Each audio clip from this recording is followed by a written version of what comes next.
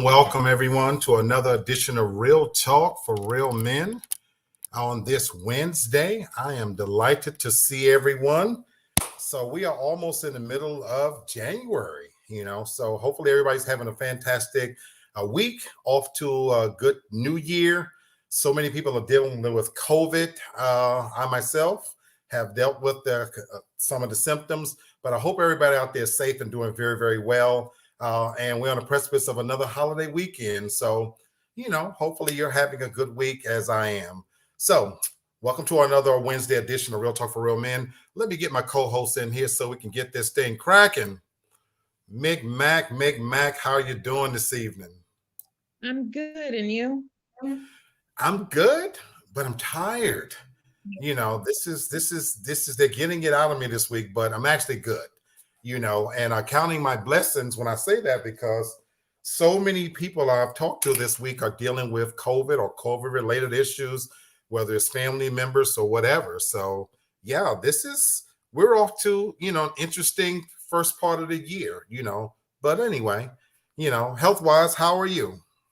Oh, I'm healthy. I'm fine. I'm extra quarantine over here. I don't nobody come over here. So oh my God, I'm fine. I felt the Not same even way. a sniffle. So I'm good. Lucky you. Well, I'm glad to hear that, because I'm glad for anybody out there to stay safe. So that is my quick little PSA message that look, mask up, take care of yourself. I like to believe that. Oh my God, hygiene, all those good things. And I was going to say, I'd like to believe, we're past arguing over whether it's fake, real, or whatever, whether you want to get that's a personal decision. But Tasha brings up a good point. Good basic hygiene rule of thumb, so whether you believe the COVID is real or not, we are also in flu season in general, Exactly. And people don't realize that kills more people than car accidents and all those other things. So whether you believe in COVID, the variant, all that, cover your face, cough, cover your mouth when you cough, wash your hands, good hygiene, all those things, practice those, that's just good way to look at things. So anyway, that's my extent of preaching on that. So Tasha, it looks like it might be just you and I, which is fantastic, because we're built for this shit, as we say. Yes, we so, so we're going to still kick off a good show for ourselves. And so for anybody going back to watch it, what we're talking about tonight, I call this show If It's Meant to Be. If It's Meant to Be. And we're going to look at 7 basic tests to see if your relationship is meant to last. Why did I choose this topic? I chose this because at the beginning of a new year, so many people always like to start off with the whole, I see Brother Kenny then popped in. Hold on 1 second. What's going on, Brother Kenny? Hey, what's going on? What's going on? Good. How you guys doing? Man, we're doing great. Good to see you, my brother. Good to be here. Good to see you in good health. Fantastic. Appreciate you. Yes, sir. Yeah. Happy New Year. Thank you. Yeah, fantastic. Yeah. Thank you. And so we're jumping into our subject tonight. It might just be the 3 of us, but what I called this show was If It's Meant to Be. And I'm going to just look at 7 basic factors to test if your relationship is meant to last. And I chose this topic because, as I was about to say, at the beginning of the new year, so many people, they evaluate, where they are, and they make all of these New Year's resolutions and how they're going to improve this, improve that. And so I thought about the same could be said of checking the health of your relationship. So if you are in a relationship, I'm not telling anybody now to take this and go break up with anybody. That's not what this is about, so please don't take that. I currently am not in a relationship, so I'm no expert, but I can tell you what things don't work, having pissed off, broke up with, and ran off quite a few my damn self. So hopefully the advice that I can pass on is for people to improve what they already have, or if you decide to get in a relationship, make better decisions. So that's what this is going to be all about. So I want to state for the record, we want to welcome our sponsor, as we are part of the TFG TV platform. And so you can catch us on the TFG TV network of shows on YouTube or Facebook. So please subscribe. There is the link here for if you want to join the show. As always, we are welcoming anybody who wants to come and be a part of the platform. But if you haven't, like, share, subscribe to the channels, especially TFG TV, of which I'm part of that network. So is my brother Kenny. And we want to say hey to Miss Shantae. What's going on? What's up? What's up, Shantae? All right, fantastic. So thank you guys for joining us as well. But we're gonna jump right into this. So it's not brain surgery whatsoever. These are just some simple things that I wanted to highlight and put under the microscope. And even if you're not in a relationship, and looky here, all three of us are single and not in relationships. So we're certainly going to discuss it from the context of either when we were in a relationship or how important we feel this is to when you are in a relationship. Deal? Deal. Sounds like a plan. All right. So the first one is the money test. The money test. Now, money certainly is not everything in a relationship, but we cannot pretend that that is not important. In fact, in so many relationships, a lot of the fights and disagreements actually happen over finances. So when I say the money test, one of the things you want to look at in your relationship is, does your financial goals match that of your partner? Because we talk about being evenly yoked. You know, if one person is a big spender where another person is, you know, a saver, that could spark a lot of discord in the relationship. And lo and behold, money is one of the biggest sources of stress in a relationship. So I want to ask you guys, when you think about this as a test of your relationship, what's been your experience when it comes to money, the money test? You know, for me, with me had been married before, and we got married very young. I would say myself and my ex-wife, our money management skills, we were immature. We didn't really know how to manage money.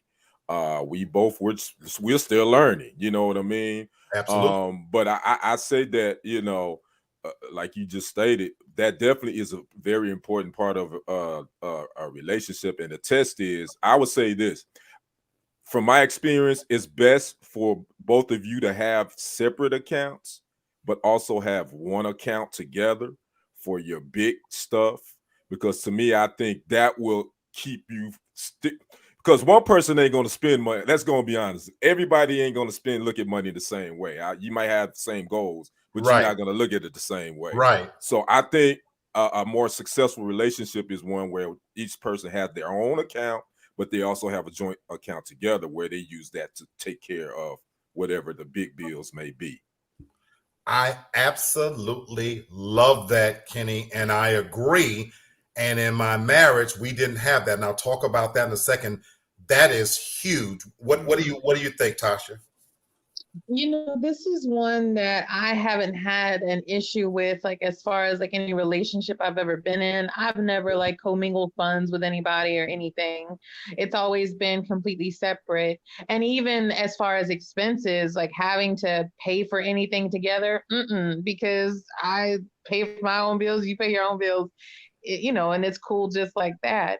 But I even more like nowadays, that is the biggest thing. And even what Kenny just said, I would align myself with more like that, to where we each have our separate accounts, one joint account that we can, you know, pour into. But, you know, of course, you're going to get a lot of backlash now because, you know, some people feel like my money is my money, your money is my money, and you don't have nothing. So Yep. I'm all about it because it's a team. So I don't get, you know, like why we try to have one down bad, that, you know, and then trying to live a lifestyle and obtain certain things to appear a certain way. It doesn't make any sense. Yeah, absolutely. And I'm so glad you brought that up, because we see on so many platforms, social media platforms now, the mindset for a lot of things is that the guy is supposed to pay for everything. Yep. You know, Yep. Mm-hmm. and that is a lot of the new age way of looking at certain things, is for people to think that, oh my God, your money is my money. So I love that suggestion, Brother Kenny, because when I was married, I had old-fashioned values where I controlled the funds. And I realized that might have worked then, that would not work now. And no I doubt. accept that. And it's not that I was bad with finances. In fact, I'm extremely good with finances. But looking back on it now, my wife was 19 years old. I was 21. She didn't know any better. Well, think about a grown-ass woman now and me giving her an allowance, so to speak, and making all the decisions governing that is not. Oh, hell no, that ain't gonna fly. That is not going to. So I even realized that, but I like the wisdom in that too, because if there is one main account that our checks are deposited into, we both can see that we're building towards something. This is what I like about that. But I like the idea of, you do have your individual money because you're still an individual, and you might want to do some things, and we have different spending habits, and any general relationship between us, what's important to you might not be important to me. I'm gonna ask you this as you as a woman, Tasha, I'm gonna ask you, if you, and under this situation, if you had an individual account, what are some things that you feel like as a woman you're normally going to spend your money on? That's a regular thing. Like I would say like your personal stuff. So like getting your hair done, your nails done and stuff like that. That's what I would think it would be for. And I'll say this, like, as far, even if you have like a joint account with individual accounts, I know growing up in the relationship that I saw, like with my dad and my stepmom still did primary, like she was over like the finances. So she still, like she made sure that to balance the checkbook, they still do that. Don't ask me why they still do that. I don't know. But, like she's still like over the finances and everything, even though they both, have their own individual money, but they have their main accounts that they put into. So. Absolutely. Welcome, Brother Bert. How you doing, man? Good to see you too, man. Well, what's up, Bert? Brother. Hey, what's up, y'all? How y'all feeling? Man, we doing good. Great to see you, brother. Thank you. Good to be here. Yes, sir. You came in right on time. We're talking about 7 things to test if your relationship was meant to be. And the first one is the money test. We know finances could be a major issue in a relationship, and so I see my sister's showing me as well. We know that finances could spark a lot of arguments. Brother Kenny had a really good suggestion about in relationships having a joint account where your finances are funneled into, but the wisdom in having separate accounts too, so that you can actually, spend your separate money, because everybody's grown, Welcome, Sherry. Welcome to the show. And so, I know you're engaged, this could be a crucial element. One of the things of looking at how finances testing a relationship, because you want to make sure you guys are on the same page. So what do you think about this in terms of the money test and how it tests the relationship? Yeah, I mean, it's a major part of it, because of the fact that, the bills got to get paid.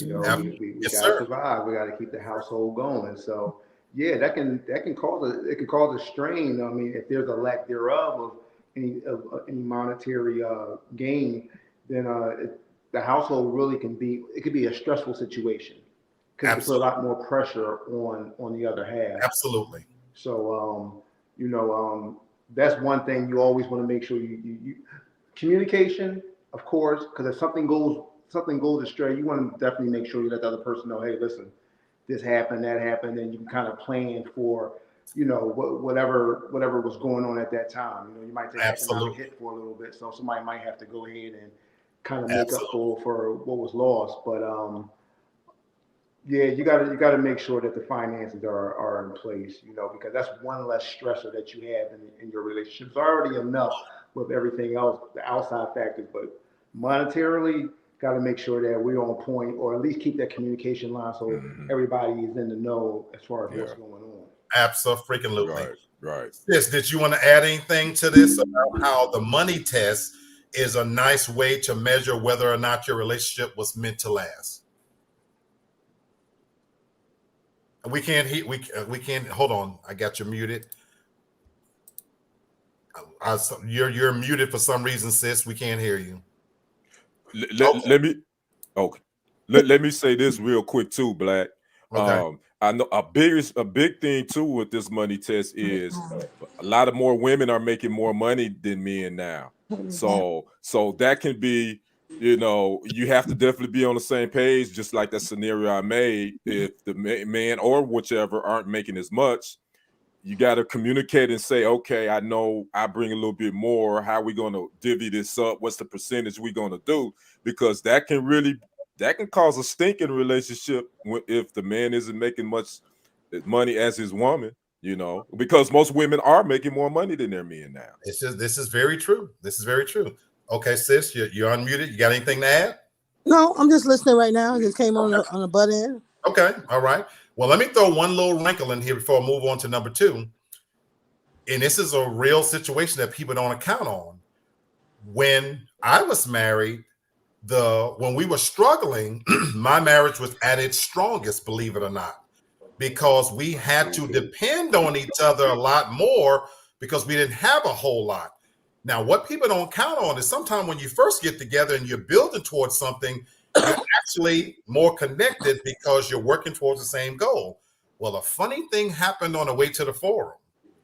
When we started making money and all of a sudden we were both successful, the relationship started going in a different direction because we did have a lot more money to spend. And all of a sudden, where we were doing everything together on a budget, going on little cheap dates to, Sonic eating ice cream, all of a sudden now we got the money to take these trips and to buy these different things.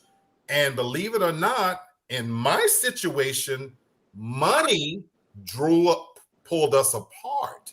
Sometimes we don't count on the fact that not having can be, an issue, but also when you have so much until you lose sight of what's important, that can be just as detrimental to a relationship. Man, you just spoke truth right there, for real.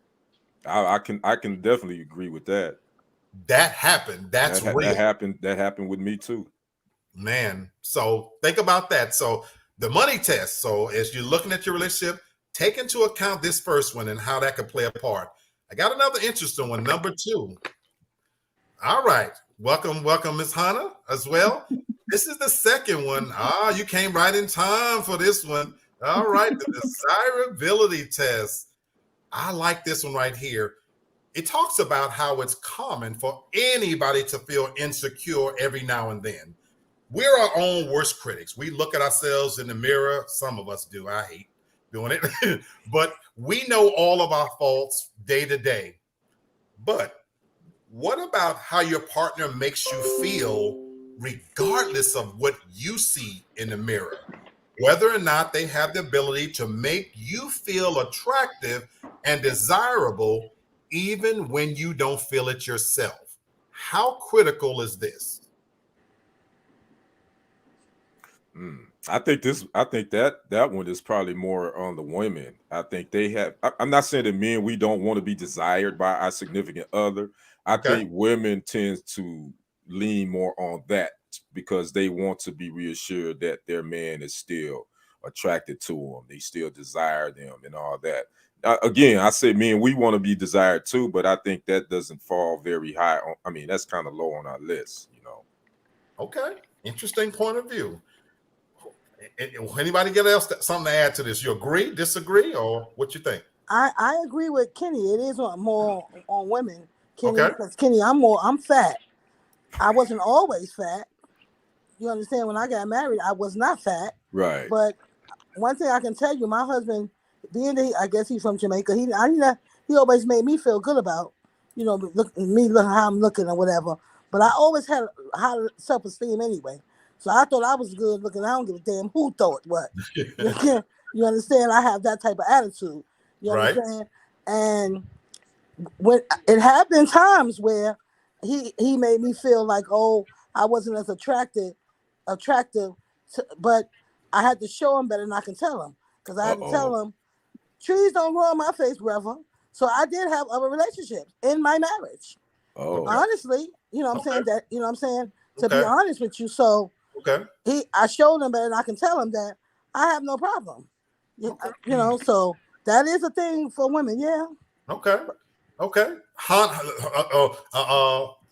Tasha, Hannah, what do you think about this desirability? And so far, Sherry's agreeing with Brother Kenny that this is more of a woman thing. I agree. I am my biggest critic. Okay. I'm very critical over myself, my body, everything. But even though I'm my biggest critic, I don't need you to be my biggest critic, if that makes sense.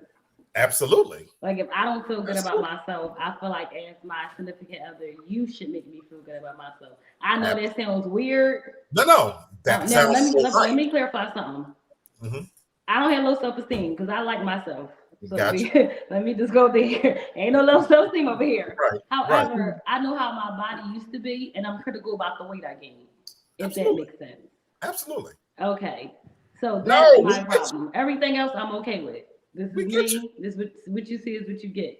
However, I do feel like, not gonna say your job, but I feel like it is a part of you being my significant other to make me feel special and make me feel desirable from you. Because women, we can hear random people yell stuff all day. We want to hear from, who we want to hear from, which is our significant other. So I feel like part of the job, man. Okay. I'm getting a little feedback. I think it's from y'all, Mike, but I caught everything you said. Y'all can hear me? We heard everything, but somebody's mic has got some feedback. Okay. Tasha, before I go, what do you got to say on this? And I'm going to come to you next Bert. I think it's a little bit of both, not exclusively with women. And I'm going to say it like this. I think it's more about keeping your significant other interested in you, just like women.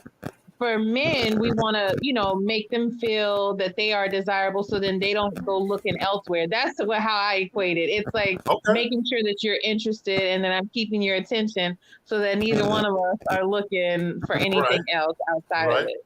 It may not be right, but, we can act like it. We've talked about it at length about how men are visual, and if you are acting like that man gets on your nerves or you don't want to be bothered by him, eventually he's going to go seek that attention from someone else. So, and I would say it's the same for women. So, okay, Bert, bring us home, my brother. I don't know where this feedback is coming from, but bring us home. What do you think about this? Yeah, I believe it's really important, especially to the women, and I would say to a man as well. I mean, there are certain things that we carry as well. Sometimes we might not show it, and sometimes we like to hear from our significant other as well. How we're looking, to them. So it's very important, but definitely on the man's part to a woman, you always want to make your woman feel desirable. You always want to let them know that, hey, you still got it going on, even if they don't feel that way. Absolutely. You still, because we're a little bit different. We're a different animal. So a lot of times we do understand that sometimes there will be a little bit of weight gain. You might not look like the way you used to look at certain times, but doesn't mean that you're still not desirable to me. Absolutely. Why are you looking at What? You talking about my weight? No. But you understand what I'm saying. You understand what I'm saying. But at the end of the day, you always want to make your woman feel good. You always want to make it feel, not lie to them. You know what I mean? Not lie to them, but hey, let it be genuine. Absolutely. Right. Lie to me. I ain't mad at you.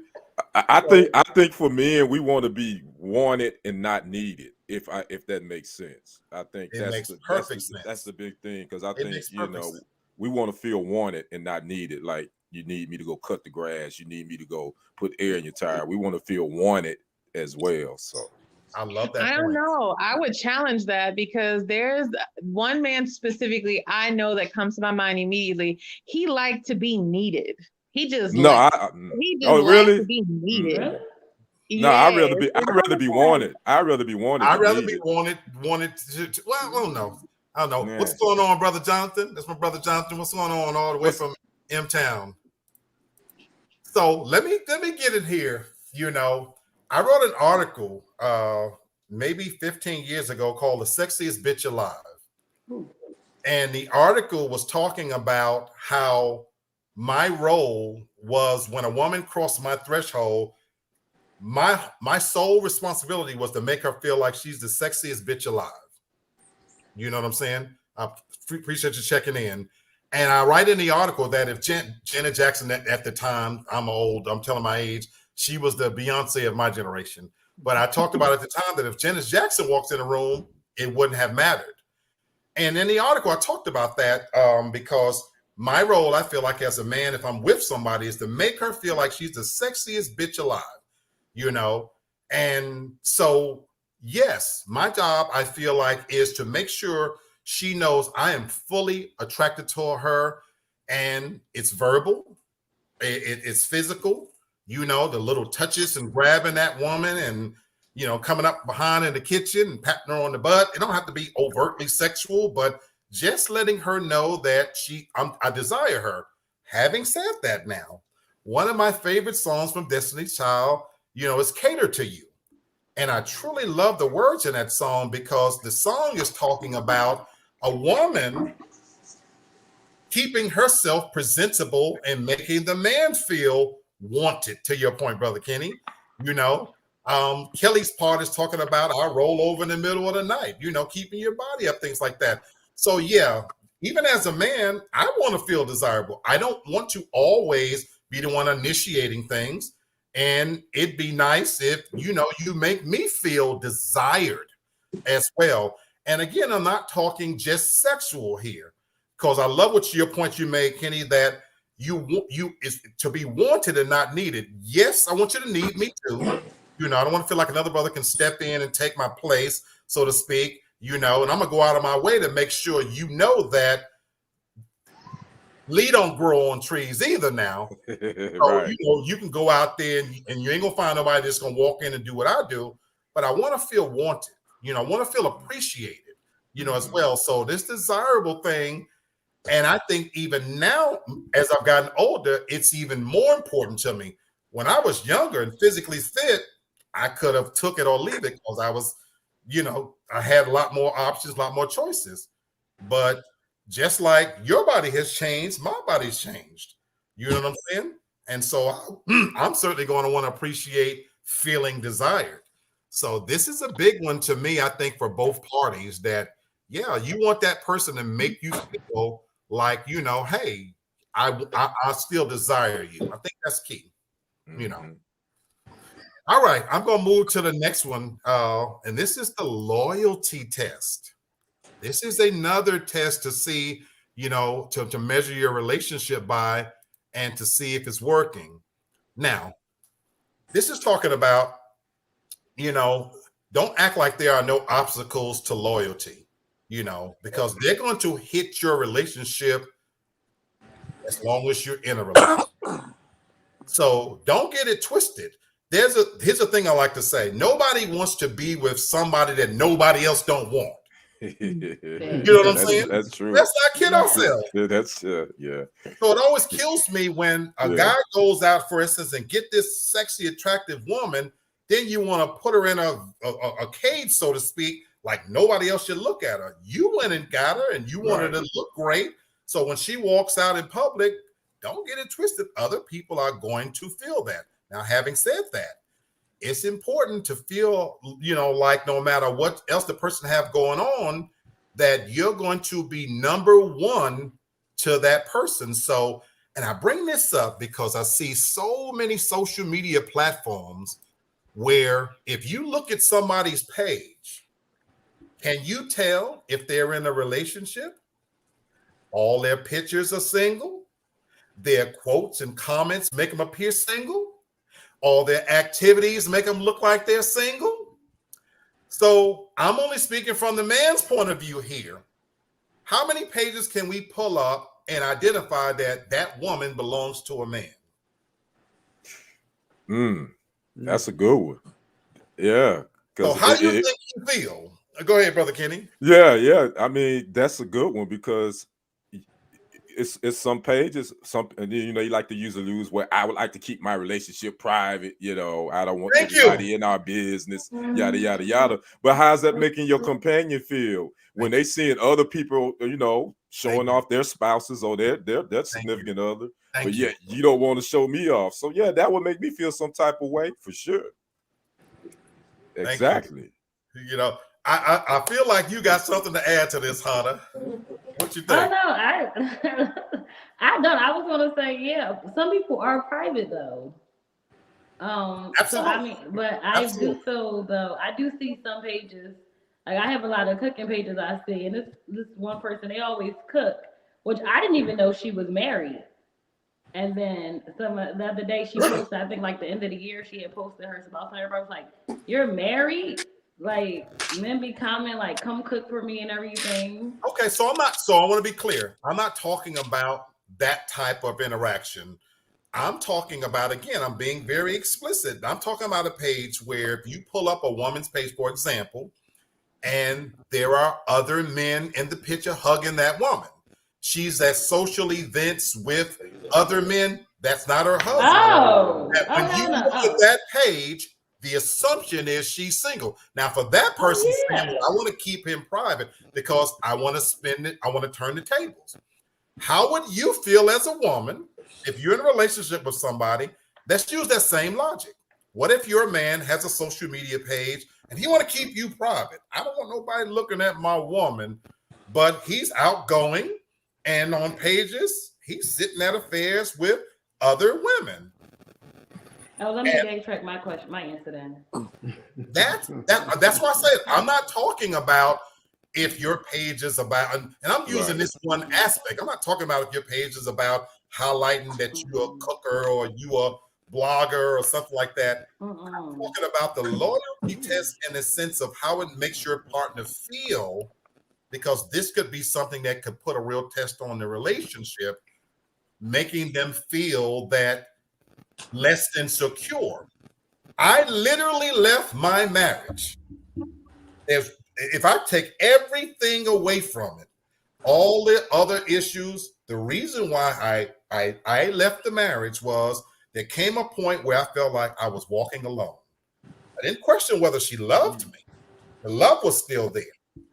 I'll tell you one quick little incident, and God forgive me if she's watching. I love you, but I'm going to tell the truth here. We got in an argument one time, and in any relationship, you guys can relate to this. And in the middle of the argument, she walked out. She left. Now, she was only gone for about 30 minutes. And 30 minutes later, she's coming back in the door. I was sitting in the house, and when she came in, I said, I need to say something to you. I said, on all the disagreements we've ever had, have I ever walked out one time? She said, no. I said, because we don't do that in this marriage. We stand and we face this, you know. So now, if you ever do that again, you don't live here anymore. And I meant that. I need to know if I'm in a relationship that we're going to walk through the fire together. And ultimately, as our marriage drifted apart, I felt like I was in this thing by myself. Now, she might have felt the same thing. I personally need to feel that that person is all the way in it with me for me to stay loyal and all the other things. That's just me. That's just me. Jenny said I would have a real problem with that. So, yeah. Anyway, I'm sorry. Anybody y'all can add or whatever. I just wanted to say, I really think it comes down to like you and that person and having that conversation as far as what is deemed important or the validation that you do need. For me, like social media, please don't post me on social media. You ain't got to post me. You was not gonna hurt my feelings. You know, just be respectful. You know, like on your page. That's the second part. No. So I'm gonna stop you right there because you added the second part. It's okay that you don't want to be posted, but notice what you say. You say be respectful. Be respectful, yeah. So is it respect? So let's take a man. You clearly don't want to be on social media. how would you feel? And you might be okay with it. That I know Tasha good. She know I got her. I'm handling my business at home. So it's okay for me be on social media. I'm just hugging a chick and she just sitting in my lap. How's that? Not if she's sitting in your lap. It's one thing like you sitting next to her, like in the proximity of her, but if she's sitting in your lap, okay, I probably won't find out about it because I'm not the type to go looking on your social media. But it's like if she's sitting on your lap, why? Even like if why? she's Like, not sitting on your lap, and this is my point to it, though. I would say, though, Tasha, even if she's not sitting on your lap, there's a saying about how you behave when nobody's around is the true test of your character. So let's say you're sitting on your lap. What if I know that you're never going to look on social media anyway, but you do have friends that might look on social media. You might have family look on social media. And while we can sit here and pretend that I don't care what other people think, there is a measure of importance to it that, well, damn, he out there like that. And so I like what you said about having boundaries, that even if you're not with me, because I'm going to tell you right now, I'm not going to look in your phone and I'm not going to follow behind you. But there is an expectation that if you without me and you going out with your girls, there's a behavior I expect you to exhibit to not let it reflect on me, whether I'm there or not. Yeah, I agree. Yep. Agree. That's what I'm saying. Shante says, sitting in your lap, I'm knocking everything over. Me too, Shante. Okay, because if you're not posting me, you only person better be on your page is your mama. So see what I'm saying? So that's where that conversation comes into play. I've always been okay with my woman having male friends. That in and of itself don't bother me. But like you said, Tasha, there is a boundary. There is certain things that's acceptable for me to feel that you're loyal. You know what I'm saying? So that's, to me, that's why I want to bring that one up. Yeah, we could go further. Let's go to the next one, though. This is the family test. The family test. How does your partner treat your parents, your siblings, your best friend, so to speak? Does that person go out of their way to be generous with the people that you love? Or are they more likely to stray away from them? Or is your partner nice to the people that's closest to you, especially your family members? Are they upset in terms of your relationship with your family? So this could be something that could really be a test of whether or not this person is a keeper or not. What do you guys think about this one when it comes to the family test? My family disowned me. They don't give a damn about me no more. It's all about Han. Okay. Me. My best friends disowned me. That is a lie. I don't have no more mom and dad. That is a lie. They call her more than they call me. Wow. Because that's my family. Exactly. Wow. So I got a question for you. No, but to be truthful, she's great around the fam. There's no faking it, no capping. She's just genuine. They love it, and they click right away. And the way my dad and my mom is, she fits right on in with the craziness and all. So look, it was like the first time they all met, it was a wrap. I already knew. I was just kicked out. They just had a conversation with her. I just go ahead and walk off in the distance. They don't even ask for me. That is a lie. They didn't say where my son at. They don't care. I'm in the kitchen. I'm all right. I'm drinking. So I want to ask you a question. From the moment you introduced her, though, and you saw the interaction, how did it make you feel in terms of this is the choice I'm making, and now I'm presenting her for the first time to my family, and you watched the interaction? What did you feel? I felt, it did my heart well, to tell you the truth, because that's the one thing you want to see from your prospective life partner. You want to see that the family love, like she loves the family, she can interact and it's not fake, and then it's also reciprocated by the parents as well.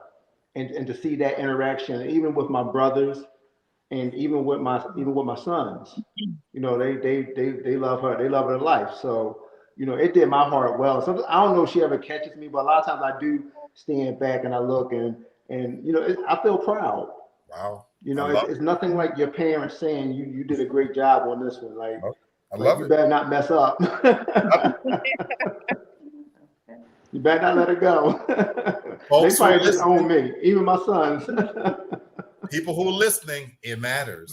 Mm-hmm. It matters. And anybody, feel free to comment on that. I'll say this. For me, I like that my family likes him a lot because my family couldn't stand the other one. Nobody, passed on. So I like that it's able to be be relatable because you get a little nervous when you introduce someone, especially not just when you're introducing someone, but when you have kids in this situation as well, and you have to make an introduction. Yep. And then when you have family who already, family, you say you can forgive people, but family really doesn't. When you have family that pretty much knows your past and what things you went through, sometimes, gets a little nervous to introduce. But as he said, his family, my mom calls on her son daily. I don't even get a conversation. I was sick. She checks on him, and I was sick too. But she could care less about me. So I feel like it's because you never know you making a good choice. Not that you need your family to make a choice because it's your relationship, but that's just like a little extra bonus confirmation when your family is like, oh, okay, you like, okay, I did okay. Confirmation. Yeah. Absolutely. And unless somebody got someone to add to it, what about when your family doesn't approve of the person, and they're still your family? Or what if that person don't approve of you and they're still your family? How do you deal with that? That's a sticky situation. Dude, now you kind of caught the middle. Do you have to choose? And I don't think you should ever be with someone where you feel like you have to choose between them and your family. But unfortunately, we know those relationships and marriages, they happen like that. Right. So you have to weigh the cost, make the list, say, okay, I'm gonna rock with you, I'm gonna rock with my family. So that's a tough one, It is, and I've lived through that. I'm getting some feedback somewhere. I don't know where the feedback on these mics are coming from. Yeah. I have no idea. Yeah, I hear myself. Yes, I don't know but I literally went through that situation where the person I married, it wasn't a popular choice. Now, Shante said it makes the road a little more difficult. Mm-hmm. So I have no idea where this feedback is coming from. It's not me. No, I don't know where it's coming from. Okay. Well, I turned my mic off a little bit and turned it back on. But let me say this, having lived through that situation where it wasn't the choice my family liked, but here's where the family test still comes into play. I was fortunate to still have a wife that stood by. Number one, my role is to let her know that you come first. That's number one. Because I chose you. That's my role as a husband, to stand with you. But obviously, I still have to deal with family. You know what I'm saying? Now, what I loved about her, she never was disrespectful, even though they were disrespectful to her. Now, that was my role to step in as a husband and say, wait a minute now. But I think back now, and what it would have been like even worse if she had bought into that and, well, I don't want you going over there. I don't want you to deal with them, whatever. That never was the case. And so this family test, it's not always when it's lovey-dovey, because you still sit back and observe how that person reacts. And what if you don't like her family? So let's be realistic. In a perfect world, it's great if everybody get along. But what if he does have family members that what if she has a brother that's a thief, that's a drug addict, but it's a brother, so you have to walk a fine line too now in terms of how you treat them, so I can say I'll say this in my dad and my stepmom's marriage.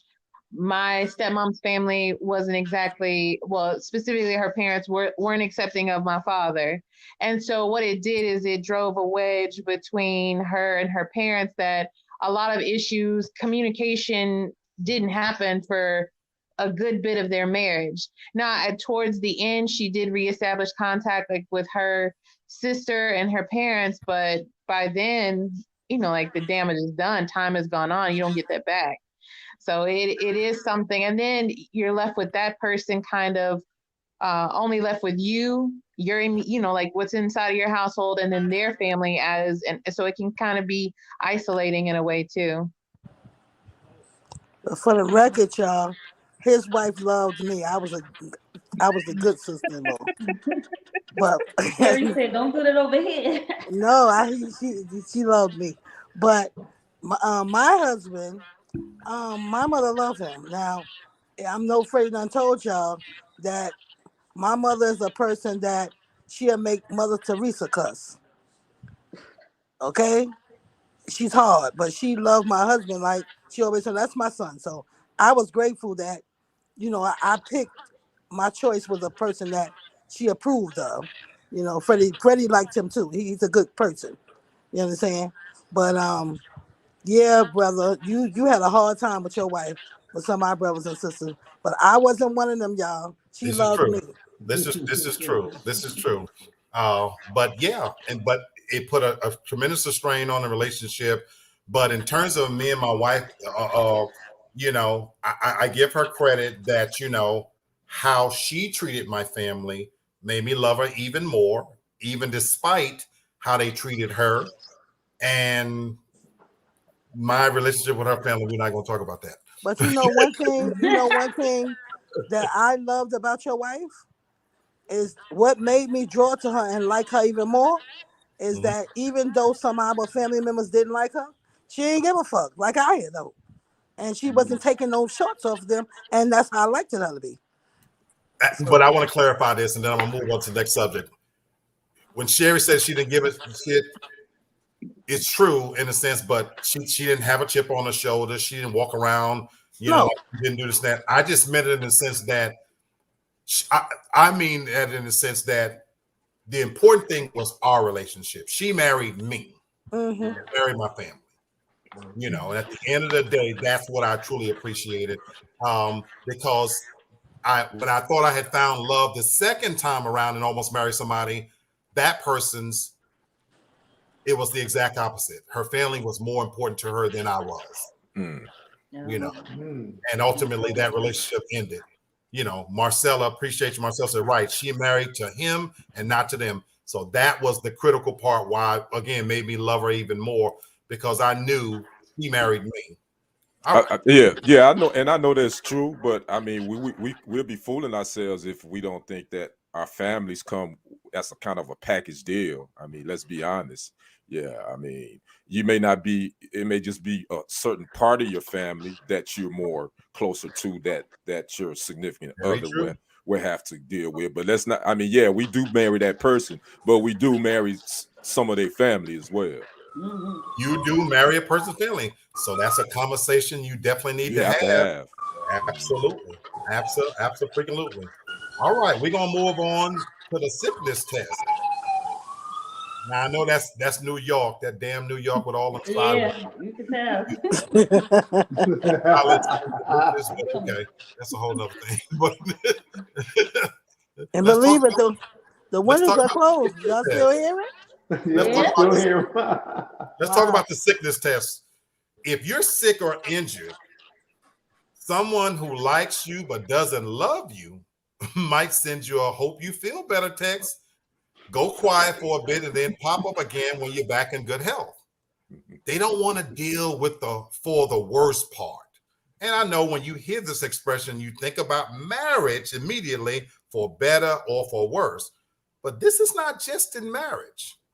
This is when you talk about relationships. How does your partner deal with you when you get sick?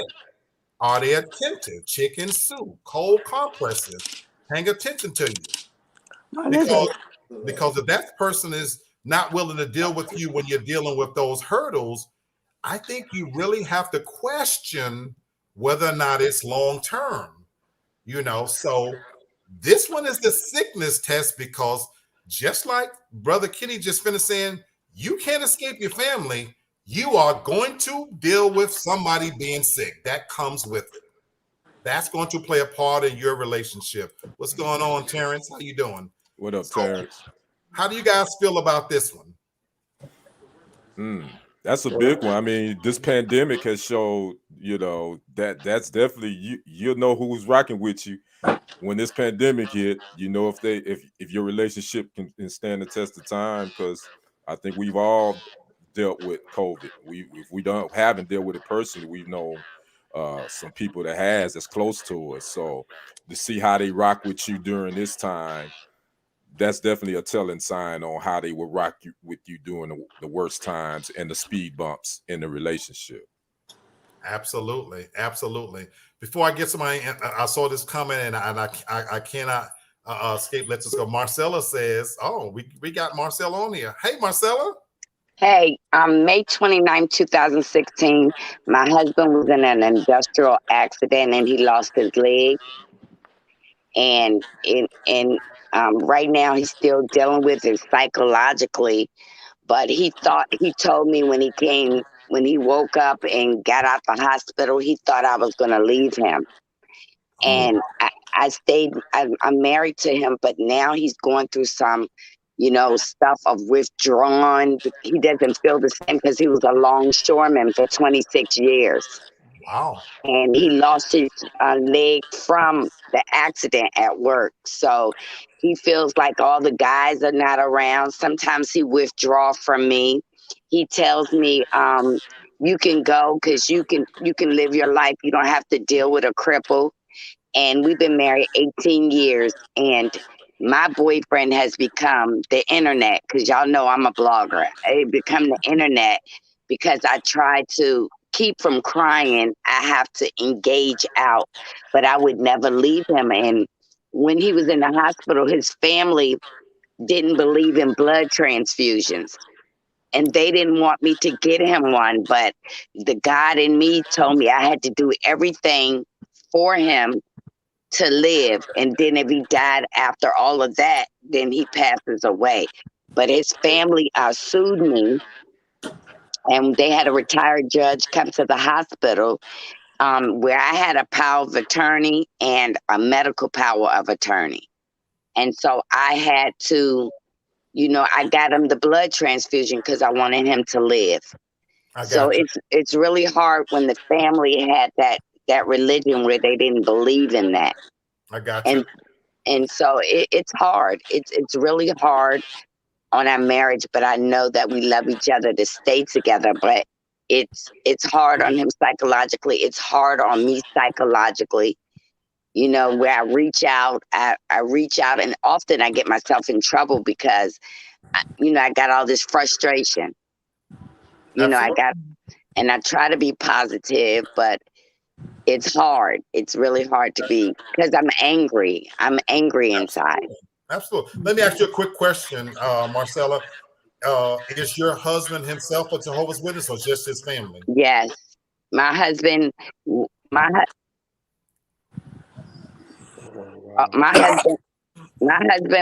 a Jehovah. Okay. We can hear. Can you hear us? Okay. Wait a minute. I don't know. Yeah. Can you hear us? Okay, we lost her. So let me say this, and again, because that conversation could have gotten really deep. Marcella, I truly appreciate you sharing that with us. And that's what I came to that comment with, because my show is called Real Talk for Real Men. So I always want to speak some real truth on here. So this is where she said about, she said, I'm a Christian and they are Jehovah's Witness. They disapprove of my religion. Welcome, Candace. How you doing, sweetheart? Now, for those of you may or may not know, I am a Jehovah's Witness. I'm an inactive Jehovah's Witness. So I'm always going to speak the truth. So that's why my question to her was whether the husband was a Jehovah's Witness. As a Jehovah's Witness, it's against my religious beliefs to take blood transfusions. Now, where the misconception comes into play is, as a Jehovah's Witness, I can accept blood substitutes. Now, I'm not going to take this conversation too deep, other than to say this. What's sad about that situation is, once again, the family is making an impact on her relationship. So those are two separate things. Now, as a true Christian, and I was a guest on with Brenton Haynes on Javier's show, we were talking about religion. One, when you separate that, I'm a Christian and he's a Jehovah's Witness. Jehovah's Witnesses are Christians too. So let me say that part. Now, having said that, as a Christian as well, a true Christian, you stay out of other people's marriage. You know, those people have to, that marriage relationship has to answer to God. We're not judges. We're not in place of judges. You know, my sister is not a dedicated baptized Jehovah's Witness. I don't make any impact on what she does in her marriage. That's her marriage. You know what I mean? So, and I would never sue. So as a rule, Jehovah's Witnesses, as a rule, they don't go around suing and things like that. But Jehovah's Witnesses, like any other religion, have people in them who do things that are contrary to what the Bible teaches. So again, I don't want to shift it to that. You know what I'm saying? So we don't want to go there. But as you see, this conversation could get very deep because he's disfellowshipped and things of that nature. So you'd have to know about religion. So we're going to veer away from that. In this instance, we're only talking about how sticking with somebody when they're sick is a true test of the relationship. And from her story, with all he went through, it's admirable that she took those words to heart. That whether he whole or sick, she's been there. She's been there. So anybody want to add to that? Because again, I don't want to get into the religious parts of it and debate that. That's not what this show is about. Well, to tell you the truth, I think that with that situation, I think they both need to go to therapy. I think they need to talk to somebody because she, like she said, she has a lot of frustration. There's a lot that she's holding in. And even though it's healthy to get it out, sometimes you need to talk to a professional about that, and as well as the husband, because he's going through something psychological, of course, where he feels less than himself, and he has to get something. They got to meet somewhere. They got to get to some type of common ground, or that marriage can wind up sinking.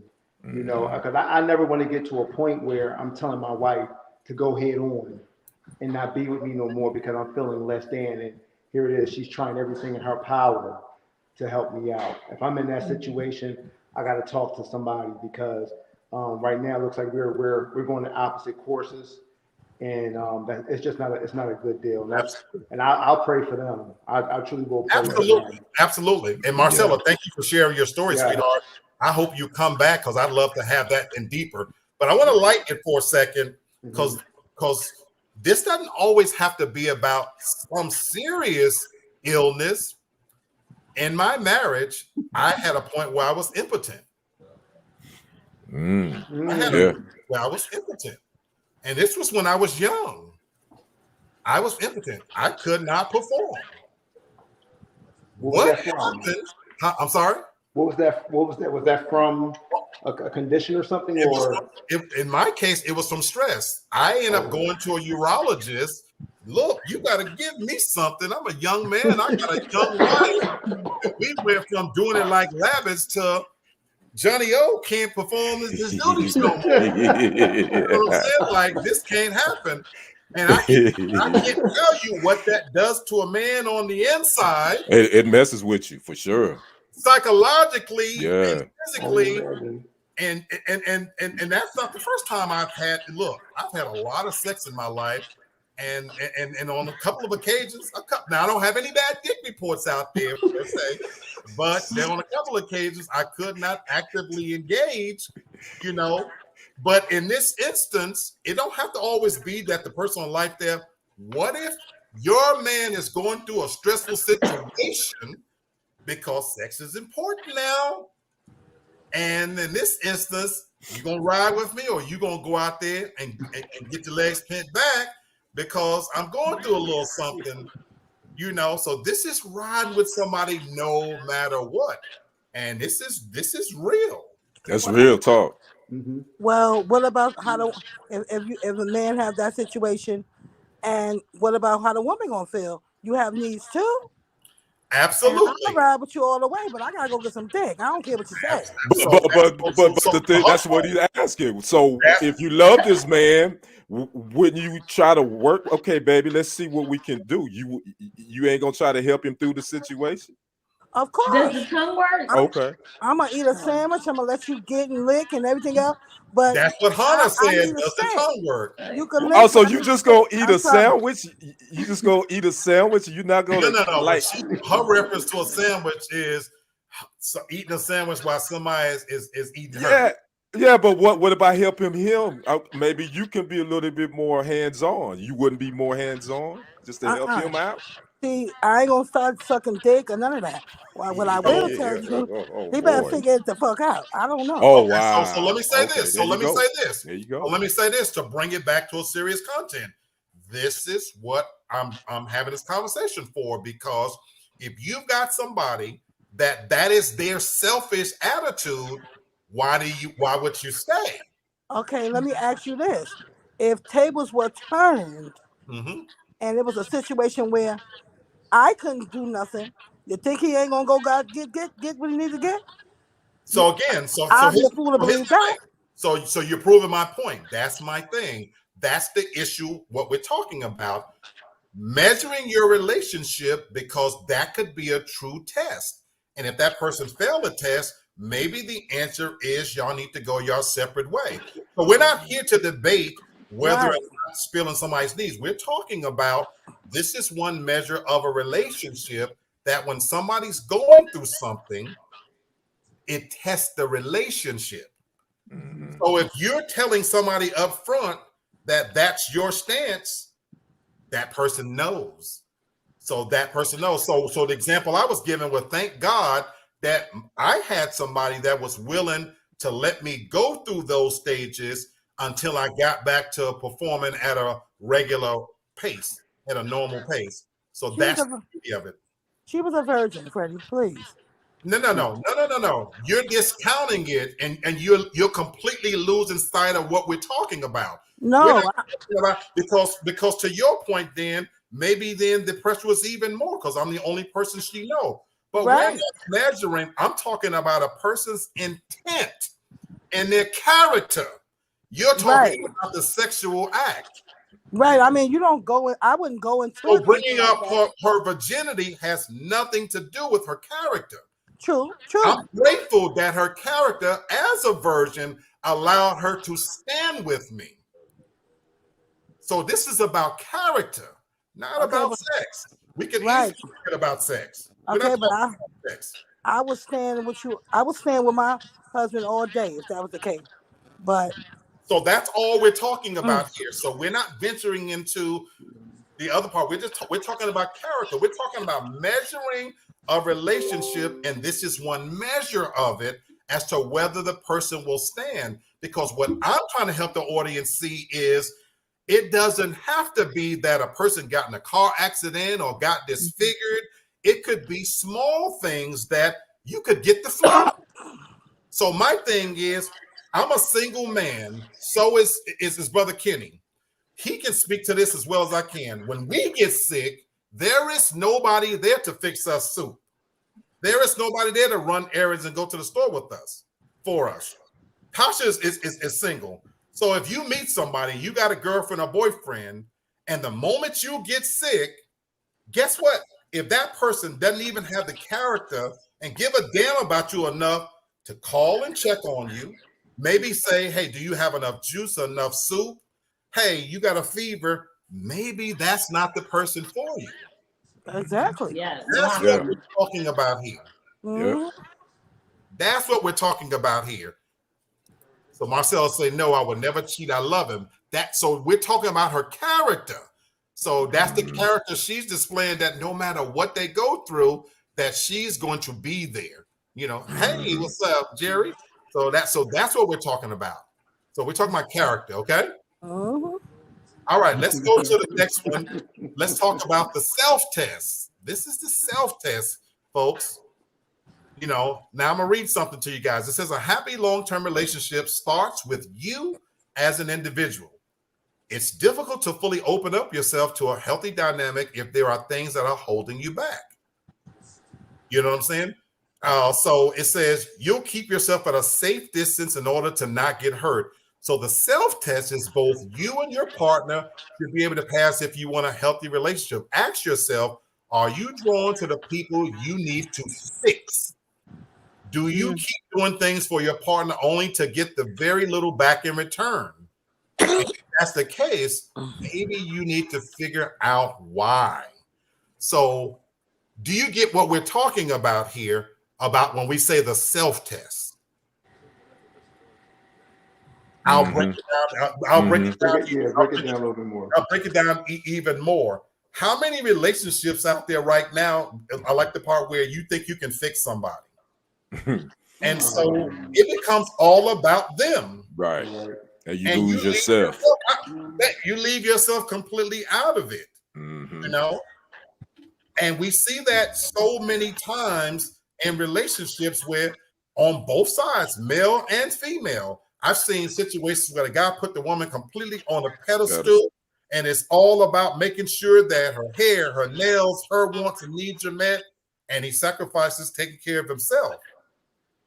I see when women make sure the guy has all he needs. He looks shitty sharp going out every day. She look a damn mess, because that's her man. She want to make sure that he eats them. How many times we see the man eat before the children? Because that's her man. You know what I'm saying? Talking about the self-test here, I'm sorry. I would think that would be a little bit more, like a little higher up and a little bit more important, because that should be the initial evaluation. Now, they didn't rank them as important. So, this is just a list. Okay. Go ahead. But go ahead. Well, I would just think this is, in the matter, that's what you should be evaluating before you even step into a relationship.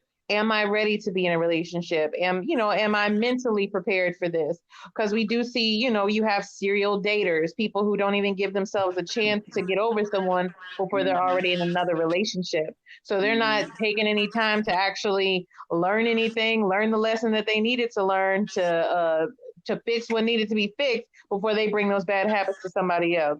So that one is I think that one's a very important one. So. I agree 1,000%. I agree. No, like what Tasha said, I agree. I mean, that's you need to make sure that you're 100% whole and quit trying to be. If you ain't fixed, you can't definitely fix nobody else. So make sure you fixed and quit trying to. Sometimes you can't save everybody. You can't save if they don't want to save themselves. You can't save them. So I love that. We all know. I'm sure we've all seen. Have you ever seen a relationship where you got two broken people trying to make it together? Hell yes. Yep. Yeah. Somebody I know right now. You know what I'm saying? Myself said, okay, who eats first? I say the man. Well, I'll make sure we are both sharp. Okay. There you have it. And that works for your household. We're not saying that's wrong. We're not saying that's wrong at all. That works for your household, because there's others out there will say, I'm gonna feed my kids first. You know what I'm saying? And I'm not saying that's wrong. But like I said, when you see a relationship where it's two broken people and you just stand back and look at them, and from the outside looking in, how in the hell do they expect to build anything when they're both broke, inside? And so I love what we're talking about here, that fix yourself.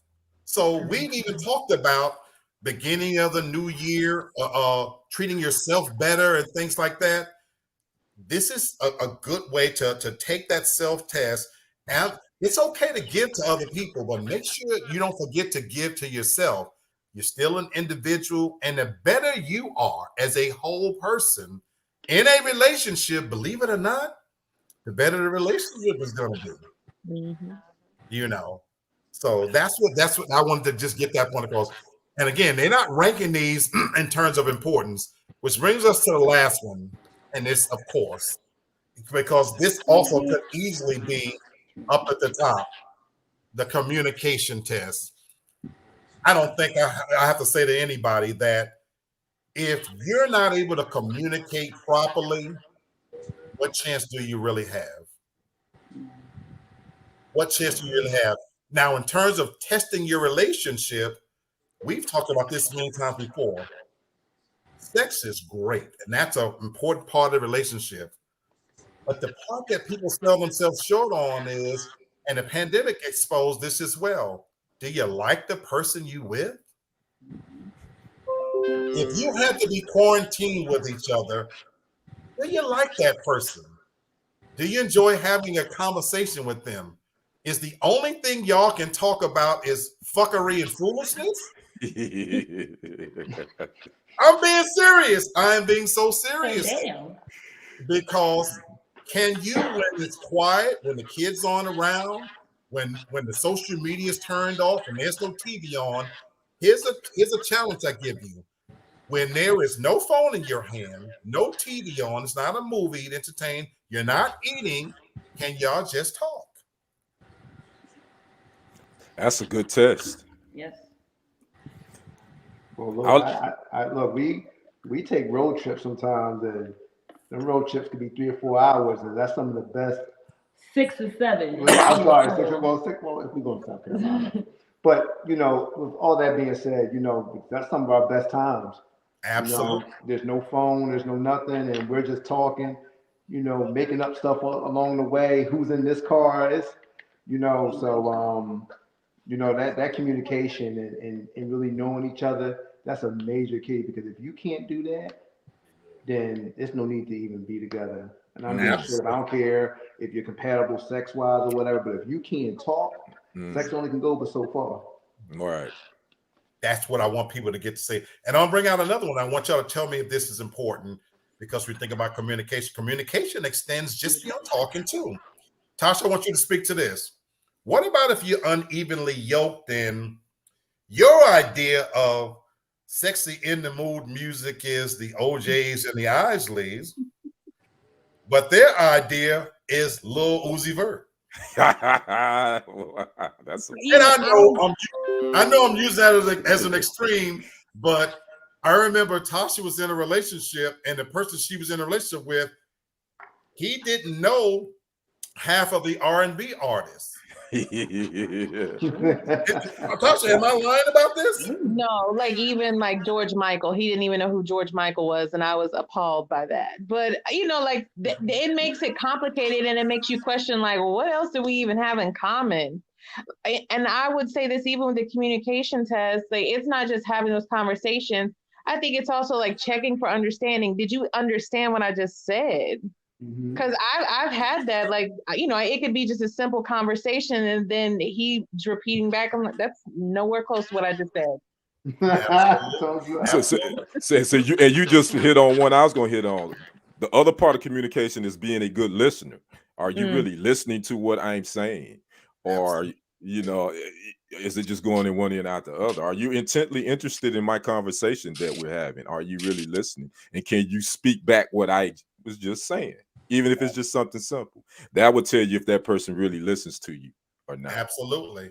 And sis, and along with eating your sandwich, how important is it for the person to make you laugh, make you, feel happy about where you're at? How important is that they can communicate? Go ahead. It's very important. I couldn't deal with a person that can't have a decent conversation or can't communicate well. No matter how they look. What if it's a super fine dude, sis, but can't hold a conversation that save his life? I can't do nothing with it.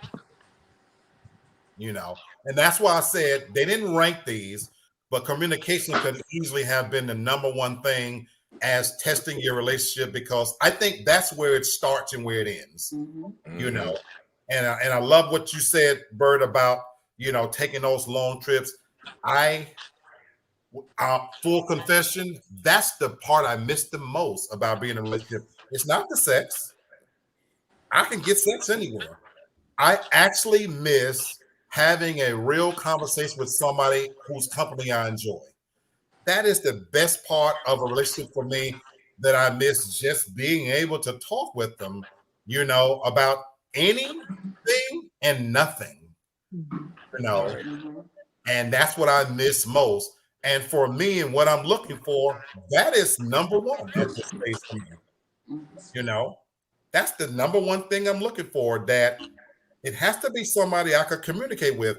I have my own unique brand of sense of humor, of wit, my acerbic nature, the shit that I find funny, or, I want somebody that get me.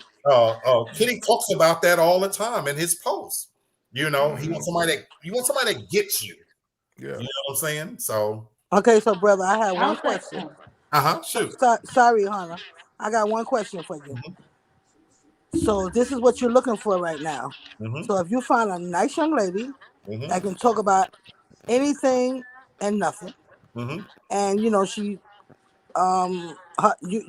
her whole interest, but she don't do oral sex, can you handle that? At this stage, I can. That's good. I'm glad.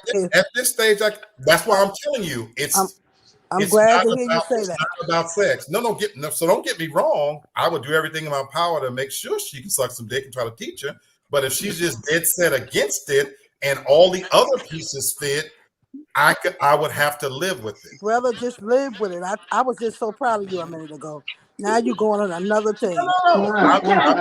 I answered the question and told you that I could get. It is not about sex with me at this stage.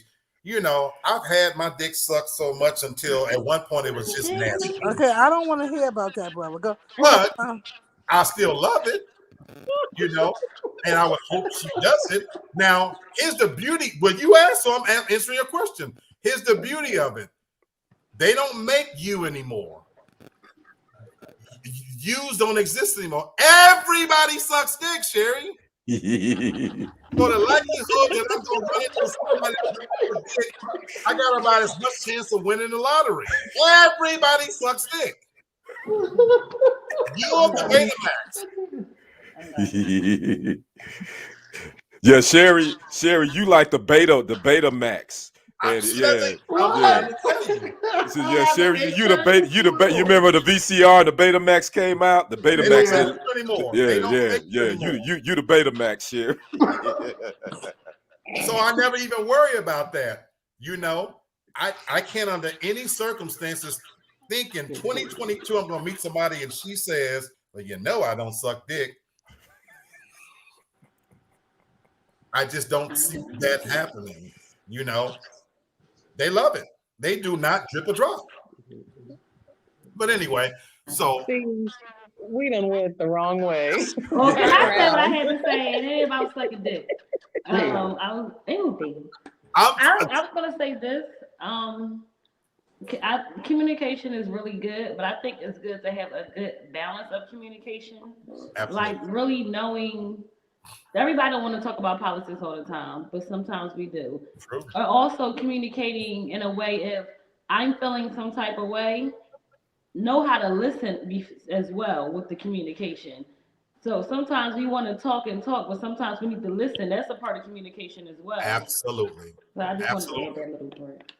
And I'll end it on that because too many times we go back to broken people. Too many times you don't have to fix every problem somebody have. Sometimes just listen, be a good listener. Sometimes let the person talk and just be available. And that goes for friendships as well. Being a good friend as well, is just being able to listen. You don't have to fix everything and know everything. Sometimes just sit back and say, I hear you, and so, so that communication is huge. But anyway, that is our list, so I appreciate you guys for tonight's show. But hopefully you can go back and look at this show. I hope there's little nuggets in there to help you say, let me put my relationships under the microscope, see where I can make some improvements. So again, as I stated at the beginning, this is not meant to say, oh my God, he or she is not doing that, you got to go. This is just simply to take a look at this list and say, where do I fit on this scale? And what can we maybe do a little bit more of? We take from this. This list is a grocery store. When we go in the grocery store, we buy what we need, not for somebody else's household. Buy what you need. So take out of it what is good for you and your situation. And if you're like me, Kenny and Tasha, and you're looking for somebody, this just reinforces who we are, what we're looking for, and hopefully helps us make the best decision when we do find that person. So with that note, I appreciate you guys. Again, I hope you're having a great week. And so I look forward to seeing you guys on Sunday. And this is a long holiday weekend as well. Oh, yeah, that's right. Yeah. Holiday weekend. Truthfully, I haven't decided yet if I'm going to do a Sunday show, because when it's a holiday weekend, I usually like to let everybody enjoy their full holiday. So I'll kind of see. But either way, I'll pop in. I'll do a little pop in either way. But until next time, thank you all for being a part of the latest edition of Real Talk for Real Men. Don't forget to like, subscribe, share this video, and be a part of the TFG TV platform. We love you. We appreciate you. Everybody have a great night. You too.